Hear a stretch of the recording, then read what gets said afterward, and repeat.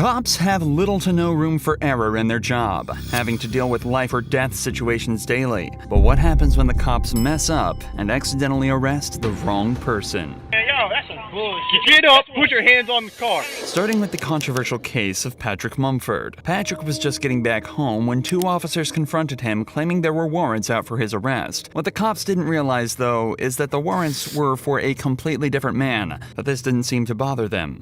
What's your name? I'm going to ask you one more time. We probably need to talk to you. So, what's your name? Stand up. Turn around, put your hands in the car. What happened? Patrick is justifiably nervous here after suddenly being confronted by multiple police officers, but still manages to give the cops his name. However, they decide that they don't believe him, and instead of asking for an ID or trying to confirm his identity in any way, they immediately decide to do this instead. What I do? Man, what I do? Y'all ain't telling me what I do, man. You got a warrant. He just came back from his probation officer. I got taser. You coming out? You coming out? Come out. Get your hands out now. You got 3 seconds. Hold on, man. 3 seconds. Do not reach. Get up. Put your hands on the car. Show me the warrant. Come out. Show me the warrant. 2. Show me the warrant. All right, take it. All right, move. You coming out or not? Dude, stand back. Come out. You got a warrant. I'm not telling you again. You better get out of the car. Y'all ain't let me know what's Get out of the car. Get out of the car. Man, y'all better leave me alone. Get out of the car. Man, y'all better leave me alone, cousin. Move, Fox, move. It took just 38 seconds from the police making first contact to giving the order to tase him. According to the cops, Patrick was given numerous reasonable opportunities to comply with officers, but because of his resistance, they were left with no choice but to stun him. But even after being tased and detained, the cops still aren't finished roughing Patrick up. Something was going on, man. Get this off me, man. He keeps reaching for his back. Ah!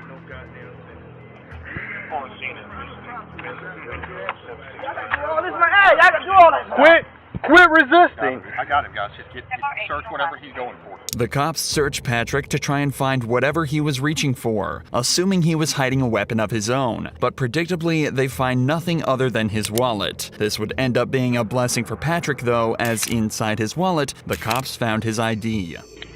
I just seen this fucking lady. Patrick Mumford. This lady not gonna tell me that I got a warrant. I just seen her. Here's the deal, dude. How long I had a warrant?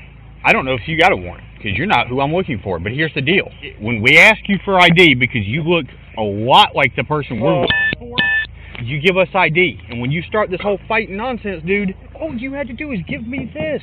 But the way you came up asked me out of nowhere. Remember, the cops never once asked for Patrick's ID during the initial interaction. In a later report, the cops also stated that they were worried he was reaching for a weapon when he was shuffling back in the car. So, do you think they would have been okay with him reaching into his back pocket for his wallet? He wasn't given any chance to correctly identify himself, but now the cop is patronizing him and saying he caught a case he didn't need to get. And above all, he's still being manhandled and forced onto the hood of their patrol vehicle. What's the guy name?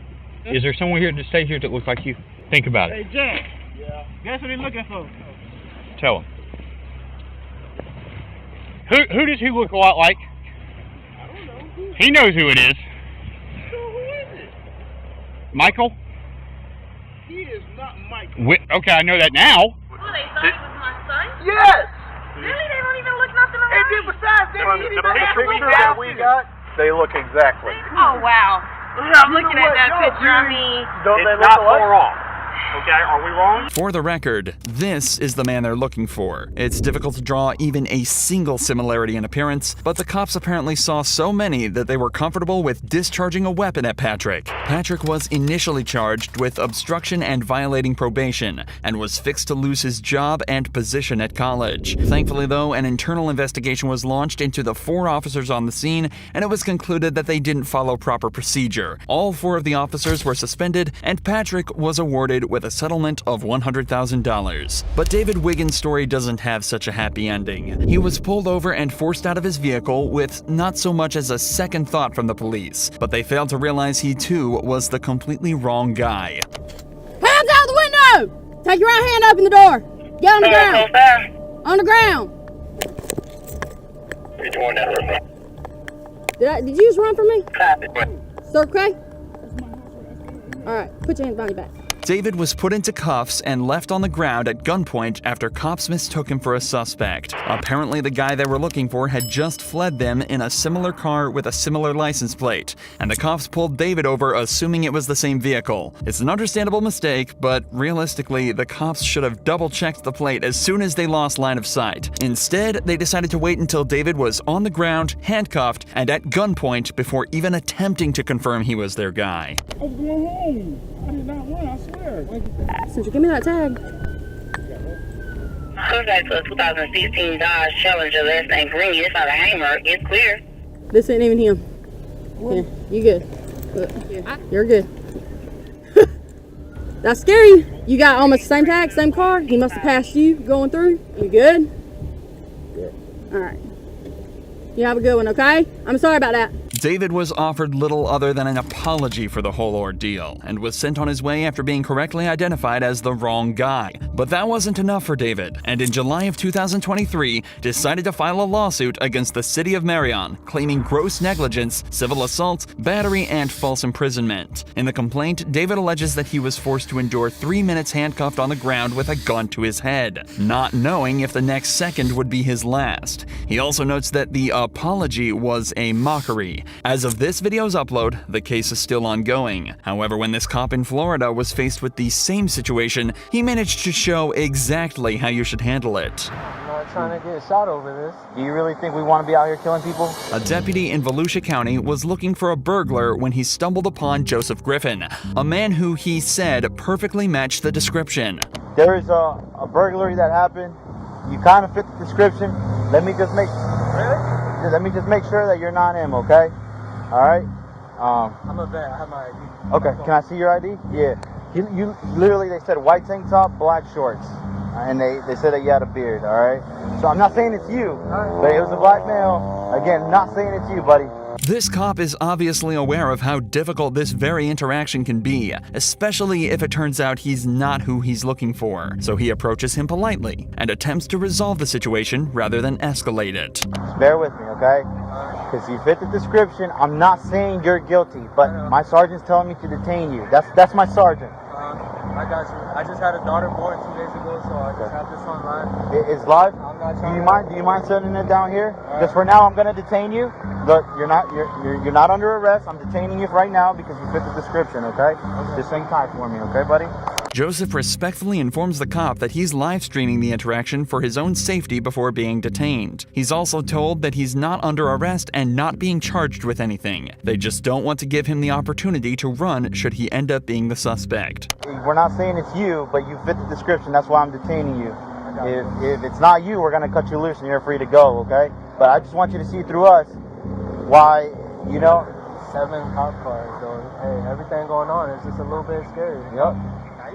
This is it was a burglary. It's a burglary. It's serious. It's not a joke. You got these guys that are getting ready to go home, and we're coming in. So that's why you have so many. The cops are doing their best to put Joseph at ease, but you can still imagine how stressful of a situation this would be. He's doing a good job at staying respectful and composed, but you can definitely still tell he's on edge. We appreciate you being very cooperative. Other people would just... I'm not trying to get shot over this. You ain't gonna get shot. Seriously, do you really think we want to be out here killing people? Do you honestly think that? I'm a military police. Like I said, brother, I've been in the same boat. After just 10 minutes of waiting, they hear back from the witness who had just received a picture of Joseph. So good news for you. The witness is saying that the clothes you're wearing and all that doesn't fit the description. It's called a show up. So we got a picture. Again, he's gonna run it through, make sure it's not you, and from what it looks like, buddy, you'll be out of here, okay? A show-up is a method of identification where a witness is presented with a single suspect and simply asked if that's their guy. It's also worth mentioning that when looking for a suspect at large, police will only receive a quick rundown of the suspect's appearance. Adding extra details can create confusion and even cause cops to let the perpetrators go if they miss something small. This is why the description may seem vague and leads to false positives, just like this one is starting to look like. What's your name, man? Joseph, hey man, listen, Jake. Just want to say thank you for keeping a cool, good demeanor. We just got the picture finally from the witness, and I get why they went out with you for sure. Clearly not you, but the clothing description and everything matched. So obviously these guys didn't have that to go with. They just had a description and he matched it pretty good. But once we finally got the picture from the video surveillance and stuff, it was like, nah, that's not it. That's why I told him, like, get him out of here. I appreciate you just putting an understanding that, man.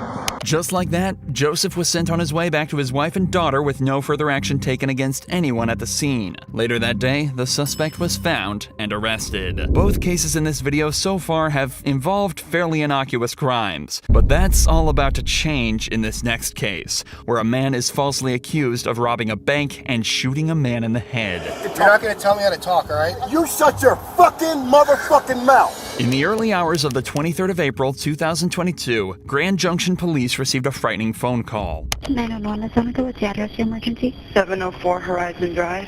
I heard gunshots outside on Horizon Drive within a minute ago. How many did you hear? Probably 4 or 5. Later that morning, police received a second call from a nearby hospital, making them aware of a patient who had walked in on their own with a gunshot wound to the head. It was determined that he was injured on Horizon Drive, the same street the gunshots were heard on at 3 a.m. A few hours later, a man named Aaron headed to the gas station to stock up on supplies for a marksmanship event he was attending that day. Unfortunately for him, the gas station was too located on Horizon Drive. I went to a gas station this morning to grab some stuff, and they were saying there was a shooting at 3 o'clock in the morning. So they have traffic blocked going out on the 70. So we might want to look to see if that's going to impact our route. Little did Aaron know, traffic would be the least of his worries that day. After stopping at the gas station, he heads back to his hotel to charge his phone. On the way there, he misses an exit, so he uses his blinker to make a U-turn in front of the police blockade. He parks up for 5 minutes to charge his phone, waits for his friend to show up in his car, then stops at another gas station to wait for his other friends to turn up. It's at this point Aaron is approached by police. Can I help you? Yeah. Would you mind rolling down your window real quick? No. What do you need? I need you to identify yourself. No, why? Because all right, you're leaving the area. Hold on. Where a shooting occurred. Okay, well, can you please roll down your window more so I can talk to you? No. What do you need?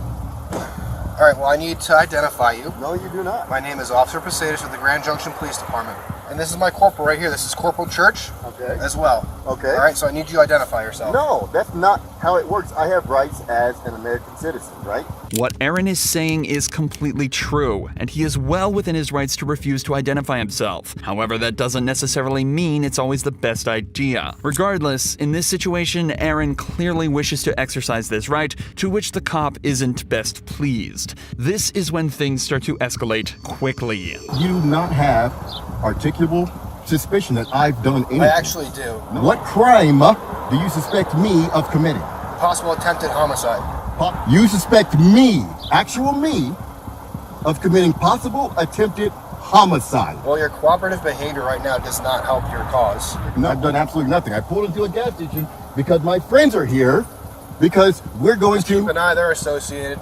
At this point, Corporal Church heads over to Aaron's friends, where he discovers that his name is indeed Aaron, and that it matches up with the registration on the vehicle. Meanwhile, Officer Posadas attempts to shed a little more light on why Aaron is being highlighted as a suspect. Right, exactly. You're leaving the area of a crime. Exactly. With a similar colored vehicle, similar nature to the description. What description of that vehicle did you get? I got a darkened colored sedan. 2 people also stated that one of the suspects may be of African American descent. With this information, you can see how a cop would suspect Aaron. He's a black male in a similar vehicle. But things start to get much stranger as you dive deeper. In the official report, it was determined there were actually 2 suspects, one white and one black. And a more detailed report of the vehicle describes a car more similar to the one that Aaron's friends are driving. It seems as though the cops are ignoring every sign and targeting Aaron for no reason, something that only becomes more obvious as they allow his friends to leave, but keep Aaron at the scene.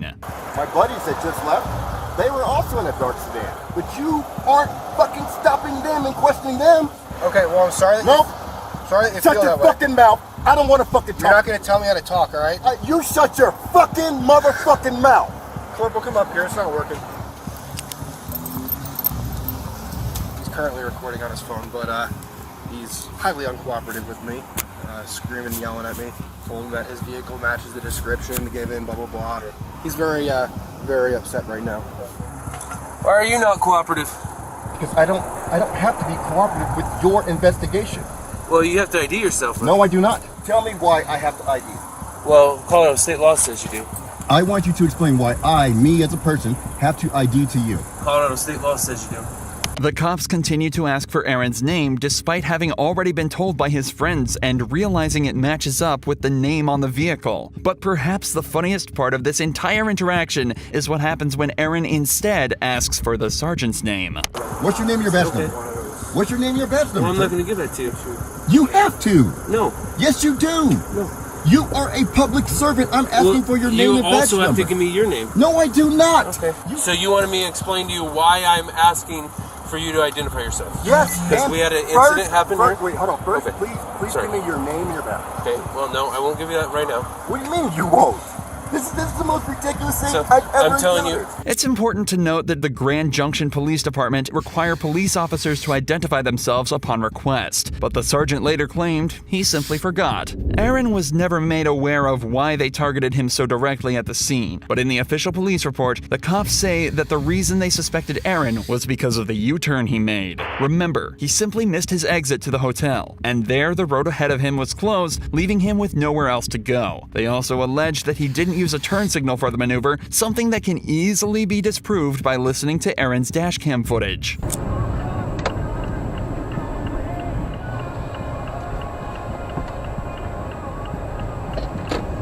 As you'd expect, an internal affairs investigation was launched into the officers at the scene, and it was conducted that there was no wrongdoing and the cops conducted themselves perfectly. Aaron has since launched his own lawsuit against the Grand Junction Police Department, but as of this video's upload, the investigation is still ongoing. Check out Aaron's channel linked below for updates on the situation.